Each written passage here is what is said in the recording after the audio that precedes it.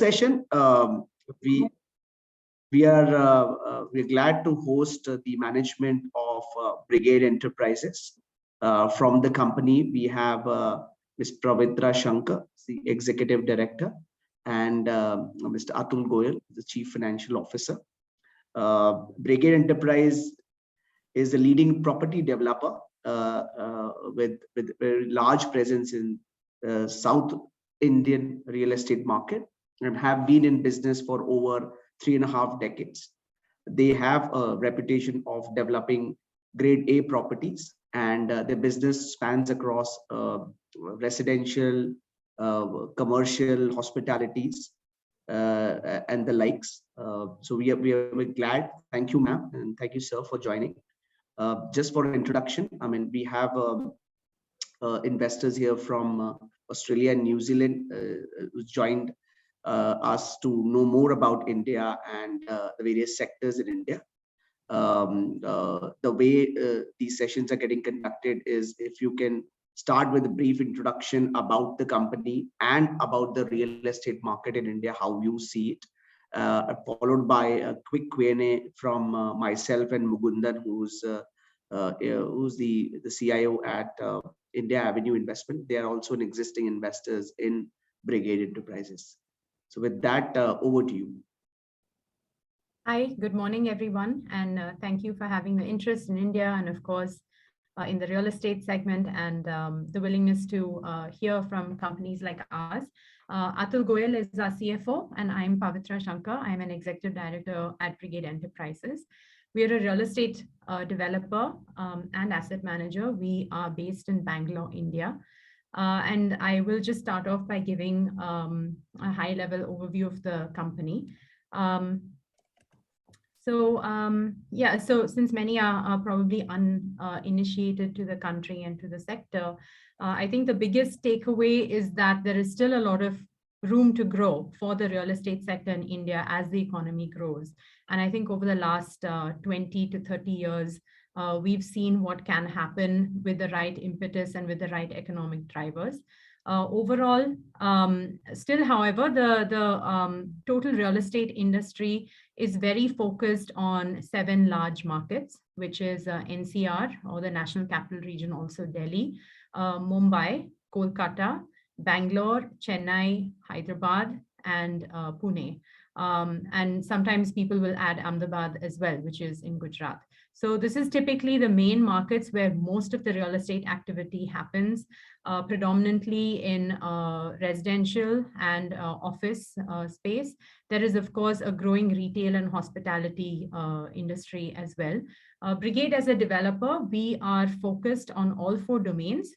We develop across residential, office, retail, and hospitality. And our focus is on southern Indian markets. So the cities of Bangalore, Chennai, and Hyderabad, as well as Kochi, which is in Kerala. And we have done a couple of investments outside of the south in an area called GIFT City in Gujarat, which is where the new International Financial City initiative was taken by the then Chief Minister of Gujarat and now Prime Minister of India, Mr. Narendra Modi. So that's kind of our overall scope of operations. We're very focused on these markets. We will be developing, and we are developing only across these few markets, and in the sectors. We feel there's a lot of opportunity to continue to do that. And rather than scale across multiple cities, we want to scale in specific cities and aim to be one of the top, in the top 2 developers in each of those markets. So just to give you more of a structured background about our organization, we have been in business since 1986. The entity was set up by my father, Mr. M.R. Shankar. He was originally actually in coffee plantation, which is what their family or our family was originally, that is the main line of business. But he diversified into real estate, just trying to figure out what to do next. And the first project that we did was a commercial building in Bangalore. At that time, it was the tallest building in Bangalore at 14 stories, built by a private developer. And one project became two became four, and then eventually, we continued in that direction and incorporated ourselves in 1997, and eventually listed in the National Stock Exchange and Bombay Stock Exchange on December 31st, 2007. So as I mentioned earlier, we are diversified across 4 verticals and across 6 main markets. Today, we have an employee strength of around 1,800 employees. We've completed projects of about 75 million square feet across these markets. Currently, we have ongoing projects of 18 million square feet. And we have a developable land bank, including the immediate pipeline of around 38 million square feet. These are all numbers at the end of our Q3, which is December 31st, 2021. We're yet to report our results, so I'm not sharing the results as of end March. An interesting statistic is the CAGR of revenue growth since we listed in 2008 is 18% in revenue, which is a fantastic number. And 85% of our projects we've completed since listing. So I think this is an interesting stat because it shows the kind of growth that has happened for the organization over the last 14 to 15 years. One, of course, was the access to capital from listing, but also the overall growth of the real estate industry at large. And therefore, we feel the timing is also right. The industry is primed to witness one of these structural shifts. Again, that's our view. In addition, I just wanted to mention that we are also the holder of 5 World Trade Center licenses. We strongly believe in the brand of World Trade Center. We have developed 3 such projects already. They all have some kind of commercial component to them, if not entirely that. We have already developed the World Trade Center Bangalore, which is where we are headquartered today. We have completed the World Trade Center Kochi and recently also the World Trade Center Chennai. And each of these are signature developments in their markets. And we are looking for the right location to do the same in World Trade Center Hyderabad. And we have a 5th license in Trivandrum as well. One of the things we're very proud of is that we've had very high quality partnerships with organizations like GIC. We have an investment platform with this Government of Singapore entity, which we've enjoyed for over 10 years now. It started off as a residential partnership, and then eventually we went into doing some commercial projects as well, 5 million square feet, which is completed and in lease up stage. We also have hotel partnerships with all of the major operators like and managers like Marriott, Accor, and Intercontinental Group, and of course amongst the corporate tenants and MNCs as well. Just to round out a little more about the organization, we believe that technology is necessary for this industry where typically the technology penetration is very low. And to that end, we have set up a tech accelerator, actually a prop tech accelerator. So, we curate startups who have basically already got a viable revenue model and then give them the advice and mentoring necessary, access to funding, and most importantly, a proof of concept within our organization itself and among the real estate developer community to test out their products and see how they can take their own companies to the next level. And we found this has been extremely beneficial for the end product that we put out. We also run the Brigade Foundation and support India's first and only interactive music museum called the Indian Music Experience. This is in Bangalore as well. And one thing that we are also very proud of is our Great Place to Work designation, which we've been achieving now for 11 years in a row. So I'm just mentioning all these things because not just for being in the space of real estate, but also noting that our core values are very important to us, and innovation, quality, customer centricity, these are all things that are highly important in the Brigade domain. And we make that sort of the keystone for many of our projects and how we generally operate.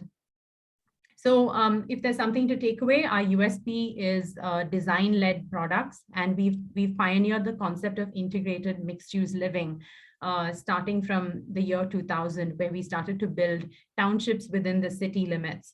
And now these are sort of taken across multiple different cities, incorporating residential, office, retail, hospitality. In some of them, we've developed hospitals and schools as well, and thereby building a better quality of life for all our users and inhabitants.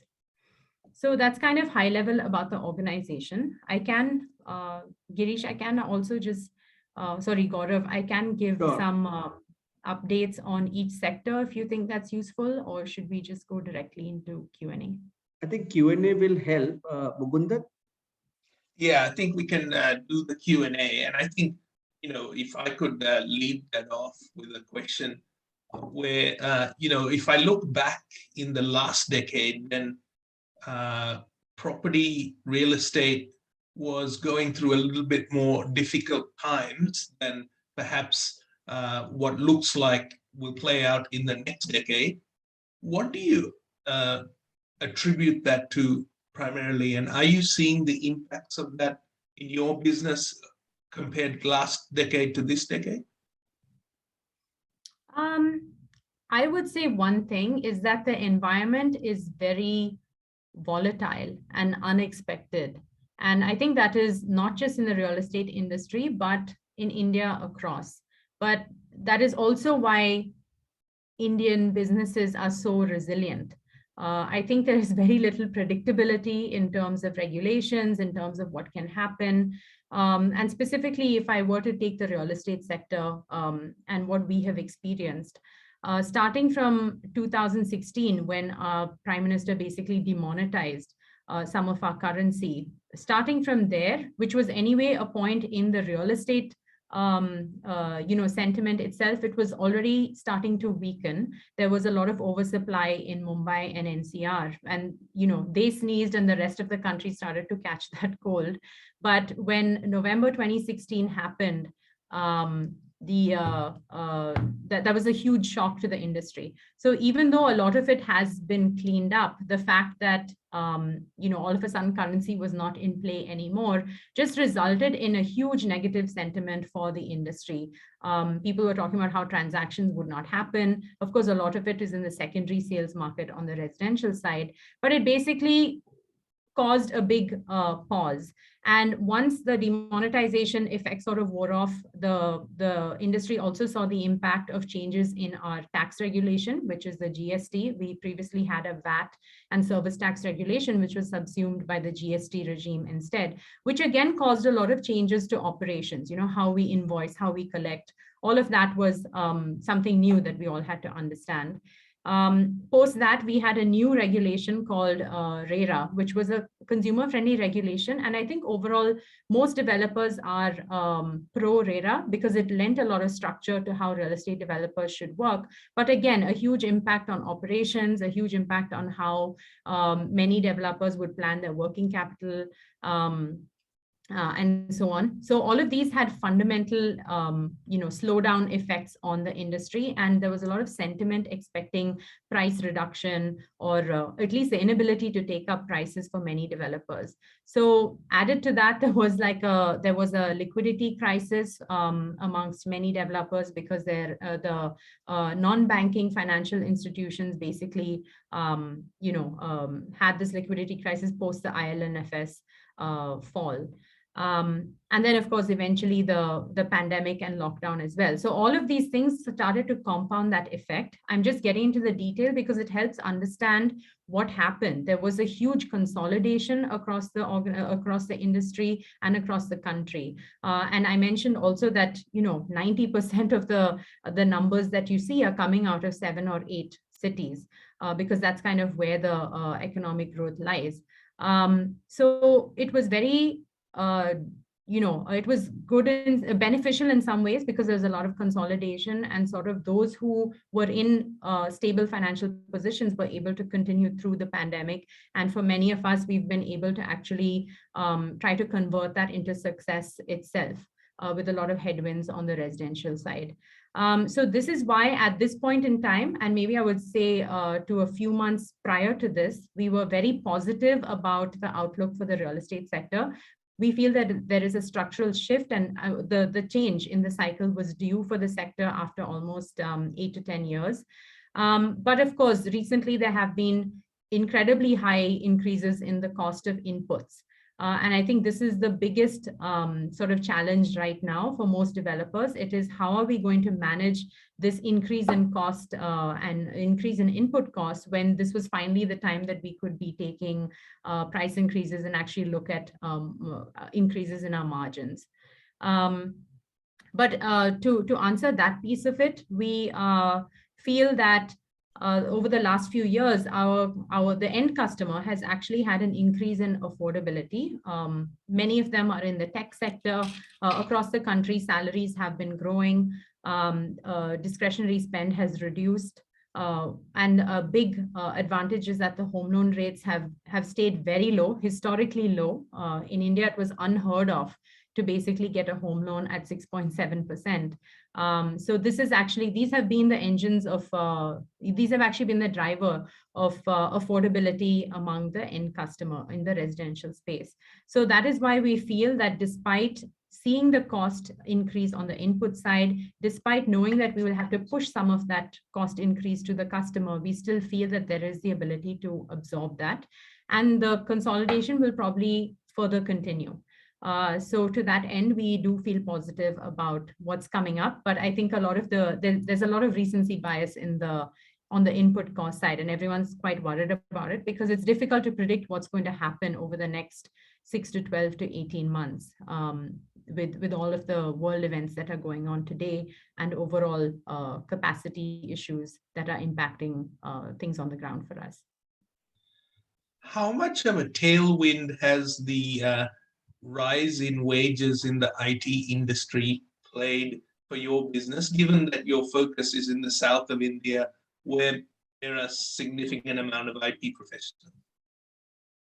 Yeah, I would say it's hard to pin down exactly what that number would be, but in terms of trends, what we've seen is, and first, if I just go back to what the IT sector and what they're experiencing, there is a huge level of attrition in the IT sector, and all of the major companies, not just the Indian, the Indian IT companies, but also the foreign companies that have presence here, are seeing a lot of attrition. When they have to replace their talent, people have the ability to reject the first 3 offers, negotiate the 4th, and finally accept the 5th.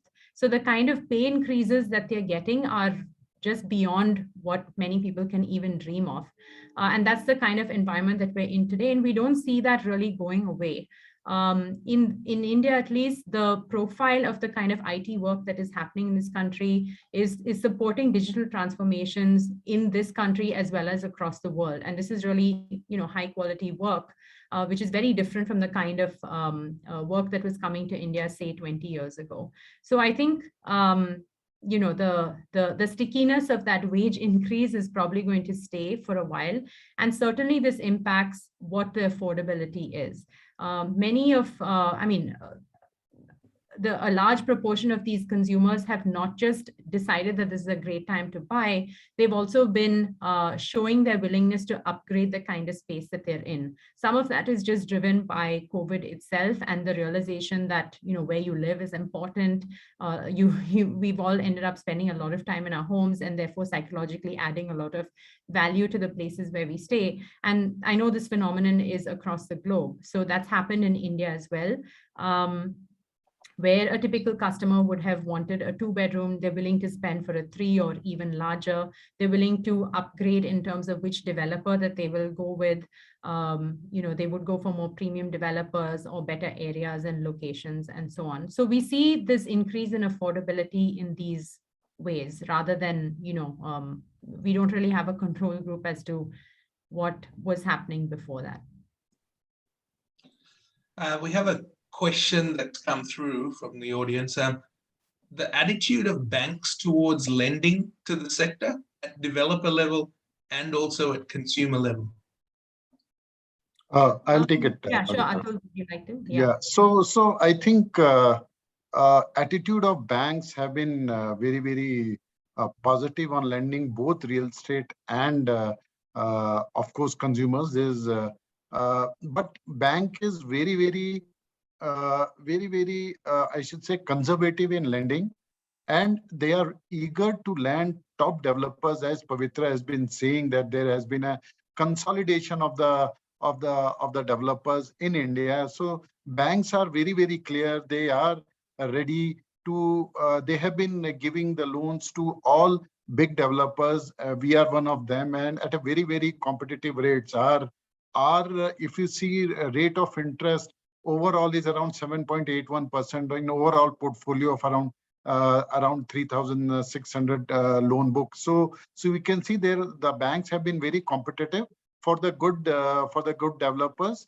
NBFC, there has been a route, I think, with banks competing with the lower interest rates. NBFC has been more or less out, and I think today, after raising capital by each and every big developer, money is available with them easily to buy land or to expand their business going forward. As far as customer side goes, I think this is the best time for the banks, because after so many years, such a demand for housing has come, and I think every bank is doing very, very well.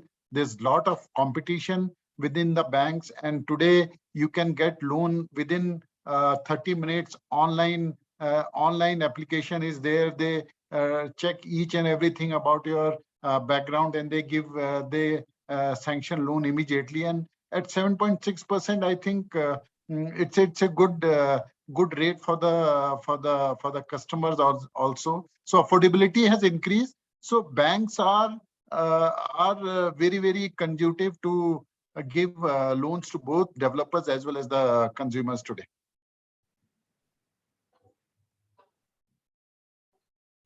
So, Mugundan, can I ask a question? Please.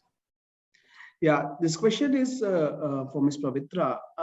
You mentioned very interesting points on the consumer behavioral changes. I mean, the audience would love to know more about the post-COVID behavior. You mentioned on, say, looking for a higher, better developers, bigger sizes, considering work from home, etc. There was another element which bothered the commercial real estate market, which is whether we'll continue to work from home and no need for all of the offices space, etc. So what are you seeing on the ground, given Bangalore is an IT hub? What are your key learnings, say, for the last 2 years and going forward? Yeah. Well, certainly when this first happened and everything got locked down, it was a sort of high uncertainty, of course. One interesting point was that all of the tenants paid their rents across the board, right? I mean, if people were inhabiting grade A office space, everyone was paying their rents because they were still using the space for maybe their servers, or just they didn't know, or they were trying to figure out what their specific strategy would be in terms of occupiers. And I think that actually continued. We had a few negotiations, but mostly it was about maybe, can you give us some kind of waiver on, something like CAM or parking or something, but there weren't any major sort of negotiations where people just wanted to get out of a lease early. So most corporates that we have interacted with have been using the time to wait and watch and actually figure out from their own workforces what is the ideal preferred way of working going forward. And going by all the things that we read even today, which is almost 2 years after the lockdown and the pandemic had first started, I think there is still a lot of confusion, still a lot of experimentation as to what works best for each organization. Some had communicated 100% remote and have obviously rolled back those kind of decisions. Others have moved closer towards some kind of hybrid model. But that has its own challenges. That's a different style of management and a different style of getting the work done. So I think this will still continue over the next few years. It's a big disruptive, it's a big disruption. And we see that happening in the leasing activity as well. So there's a lot of site visits, there's a lot of interest. What was happening on the ground was very dependent on the international flights. First of all, the availability of those flights and how frequent they are. Now, finally, the Indian government has removed the air bubble that it had created. So now we actually expect to see a lot more decision makers visiting the country again, maybe from APAC or US, and trying to take certain calls in terms of leasing. But what we've seen is generally it is driven by consolidation. Many users want to actually try and consolidate their space. So if you look at a net absorption, the numbers may not be as great as we think. There is overall absorption, but I think people are coming out of their various different locations, and maybe they can take up less space because they're planning hybrid or whatever the case may be. So this is why we feel like there hasn't been as great leasing activity as we would like to see. But in terms of our organization, our approach, we have not really gone into developing massive tech parks. Most of our office developments are very niche, 1 million to 2 million square feet projects. If you look at a World Trade Center, that's 1 million square feet. World Trade Center Chennai is a 2 million square feet, one of our larger recent developments. And Brigade Tech Gardens is a 3 million square feet development. So we started moving towards some of the larger type of developments over the last 5 years, and mostly due to our relationship with GIC, who's been our partner on these developments. But we also see a lot of traction for smaller, high quality buildings in great areas. So say like a 500,000 square feet building in Whitefield or in Hebbal in North Bangalore. These are all buildings that see great leasing traction. So I think the proposition of having a high quality design, high quality tenant experience, that really matters. And I think that's something we can still scale without necessarily having to do very large tech parks, where I think the exposure to these kind of work from home movements could be extremely high. Even today, we're seeing that the occupancy across tech parks, it used to be something like a 5 to 6%. I think it's slowly past 10% at this point, even in our own building where we work today. Amazon is the largest occupier of the space, and I can finally see the lifts kind of getting filled up, when we have to go up or down. So very anecdotal, but we're slowly seeing those numbers increase, and it's expected to continue to do that over the course of the next financial year, even though there's a lot of heartache about having to come back to office.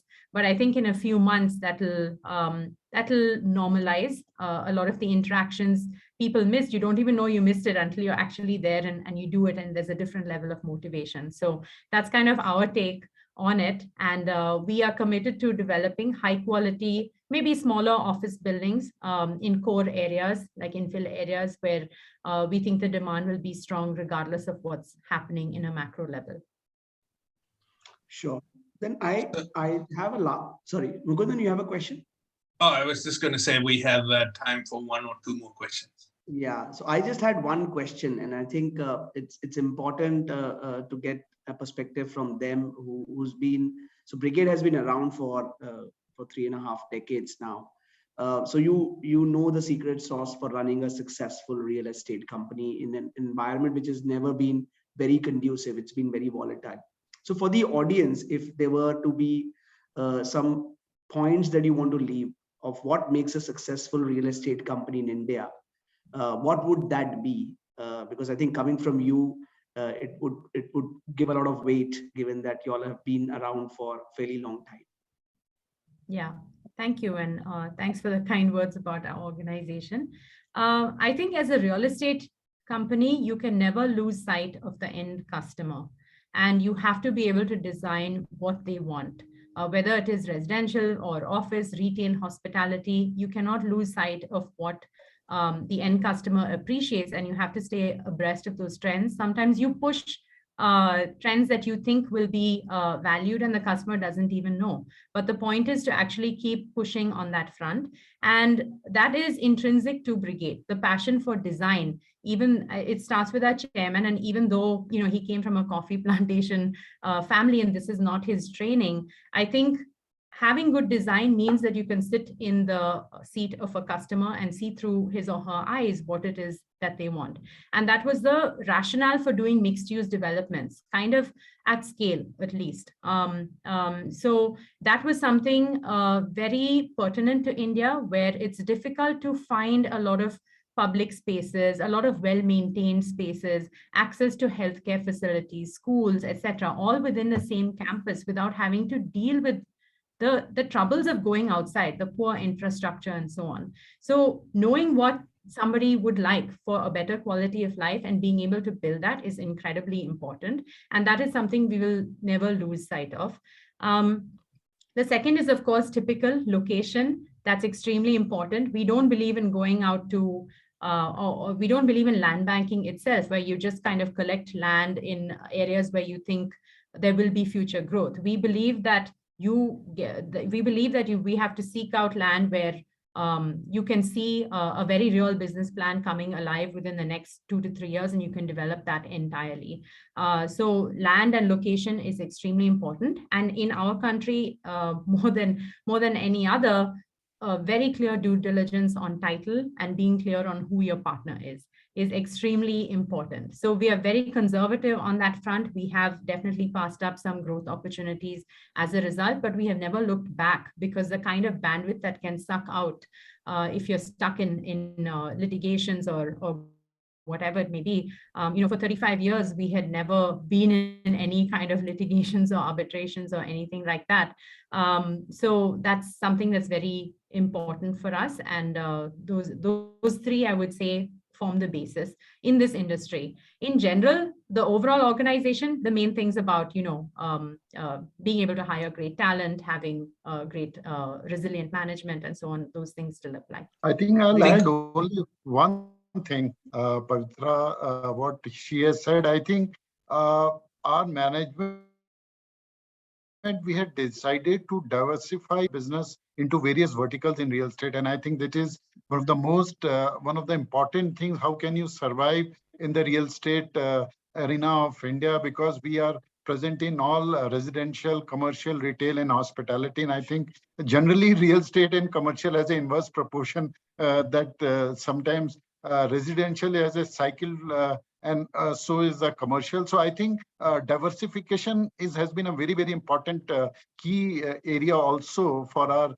our success in India. And second is discipline about the cash flows, or all about our finances. We have never been so aggressive in our finances. We have been very conservative, and I think that has played out and has helped us in growing and what we are today.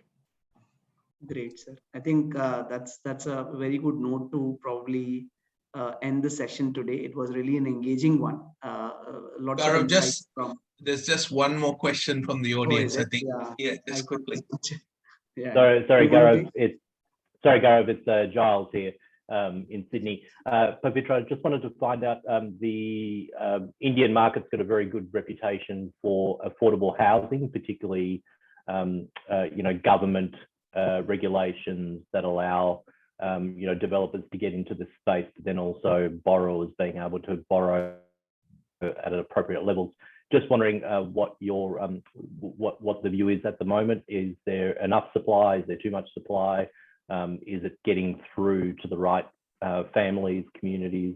Just kind of overall in perspective would be really great. Yeah, sure. So the government introduced its Housing for All plan, I think in 2017, and very lofty goals there. We certainly went into it, you know, full steam ahead. We selected a whole bunch of projects where we wanted to work with the affordable housing guidelines, which basically meant you had to construct certain size units. So 60 square meters carpet area, no unit could be more than that. And the cost of these had to be 45 lakhs. So, you know, at a high level, it seemed like, okay, this is targeted at affordable, you know, at the affordable housing customer. But eventually what happened, and on the ground, what we saw is that it wasn't necessarily appealing to the right kind of customer. So we weren't actually building affordable housing in the true sense, because most developers who have the ability to develop at scale, and affordable housing requires that you develop at scale, were doing projects basically where the unit size is small, but your land cost is anyway fairly high. So the only way we could maintain the cost under the cap was by doing smaller units. And that's kind of how the whole business model was working. Also, this cap did not increase despite, inflation and so on. So it is still at 45 lakhs for the last 5 years. And we feel that this actually requires, there was actually a clause in there that said any profits from doing these affordable housing projects that met these guidelines would be tax-free. But doing the projects along these guidelines, the many situations were, would you even make a profit? So we started doing those analyses, and we realized that may not have even, been the right approach at all, because we were basically foregoing the willingness to pay from the customer end, but still going into the cost of affordable housing. And even though we were building smaller units, actually the cost of doing smaller units is more than doing larger units. You've got more walls, more electrical outlets.